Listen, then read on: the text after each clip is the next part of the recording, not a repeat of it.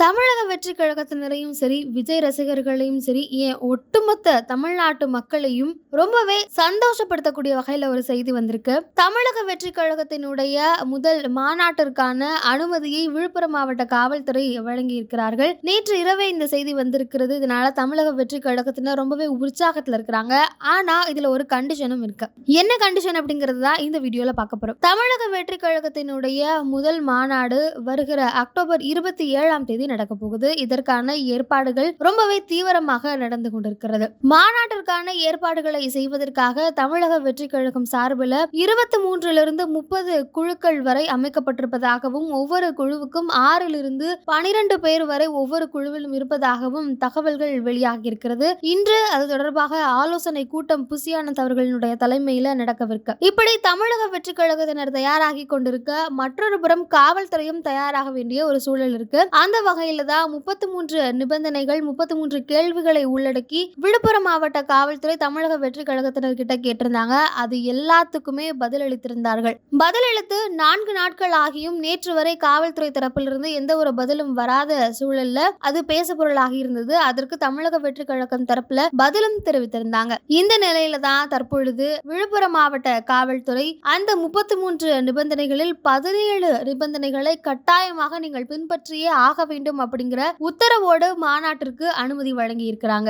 அந்த 17 நிபந்தனைகள்ல நிறைய விஷயங்கள் ரொம்பவே கவனிக்கக்கூடியதாக இருக்கு. அதுல தமிழக வெற்றி கழகத்தினர் எந்தவித தவறும் ஏற்பட்டு விடக்கூடாது அப்படிங்கிறதுல ரொம்பவே முனைப்போட செயல்பட்டு வரதை பார்க்க முடியுது. அந்த வகையில மாநாட்டிற்கு குழந்தைகள் வருவது தவிர்ப்பது நல்லது அப்படிங்கிற மாதிரி ஒரு விஷயத்த சொல்லியிருக்காங்க. அதே போல கர்ப்பிணிகள் மாற்றுத்திறனாளிகள்னு எல்லோருமே வரக்கூடிய மாநாடாக இருப்பதால அவர்களுக்கு ஏற்ற வசதி சிரமமின்றி அவர்கள் வருவதற்கும் போவதற்குமான வசதி செய்து தர வேண்டும். அதே போல பெண்கள் மற்றும் கர்ப்பிணிகளுக்கான கழிவறை வசதி முறையாக செய்து தரப்பட்டிருக்க வேண்டும் அப்படிங்கிற மாதிரியான உத்தரவுகள் நிபந்தனைகள் விதிக்கப்பட்டிருக்கு.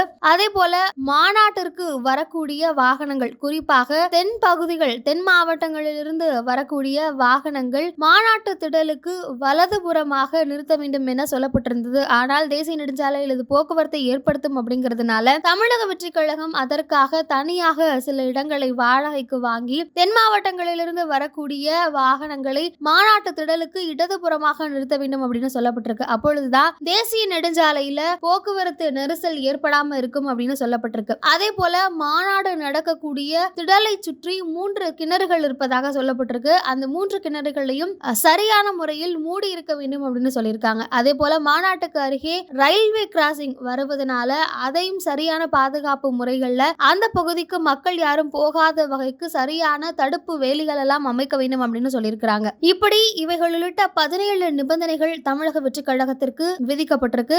இதையெல்லாம் கண்டிப்பா ஃபாலோ பண்ணணும் அப்படின்னு சொல்லியிருக்காங்க. அதே போல அந்த தினத்தை ஒட்டிதான் தேவர் ஜெயந்தி அதே போல தீபாவளி பண்டிகையும் வருவதனால அங்க கூட்ட நெரிசல் அதிகமாக இருக்கும். அவற்றிற்கு பாதுகாப்பு கொடுக்கிறது எங்கள் பொறுப்பு அப்படின்னு காவல்துறை சொல்லியிருக்கிறாங்க. அதற்கான அனுமதியும் வழங்கப்பட்டிருக்கிறது.